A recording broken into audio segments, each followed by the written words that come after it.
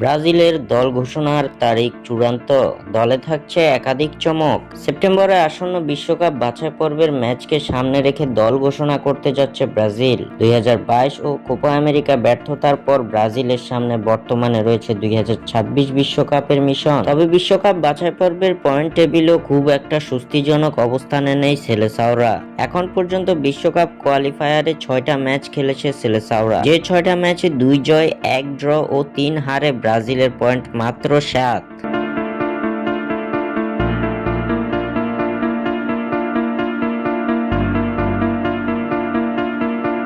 বিশ্বকাপ বাছাই পর্বে ব্রাজিলের হাতে বাকি রয়েছে 12টি ম্যাচ। কনমেবল অঞ্চল থেকে ব্রাজিল যদি সরাসরি ফিফা বিশ্বকাপ 2026-এর আসরে খেলতে চায়, তাহলে এই ম্যাচগুলো জিততে হবে 5 বারের বিশ্ব চ্যাম্পিয়নদের, যার লক্ষ্যে এবার কাজ করে যাচ্ছে ব্রাজিল ফুটবল ফেডারেশন। বিশ্বকাপ বাছাই পর্বের ম্যাচগুলোকে সামনে রেখে এবার শক্তিশালী এবং পরিপূর্ণ দল গঠনে মনোযোগী ব্রাজিল ফুটবলের সর্বোচ্চ নিয়ন্ত্রণ সংস্থা। ফিফা বিশ্বকাপ বাছাই পর্বের ম্যাচে আগামী সেপ্টেম্বরে মাঠে নামছে সেলেসাওরা, যে 2 ম্যাচে তাদের প্রতিপক্ষ হিসেবে থাকছে ইকুয়েডর ও প্যারাগুয়ে। আসন্ন এই 2 ম্যাচের জন্য গত 16 আগস্ট দল ঘোষণা করার কথা থাকলেও তা করেননি দরিবাল জুনিয়র।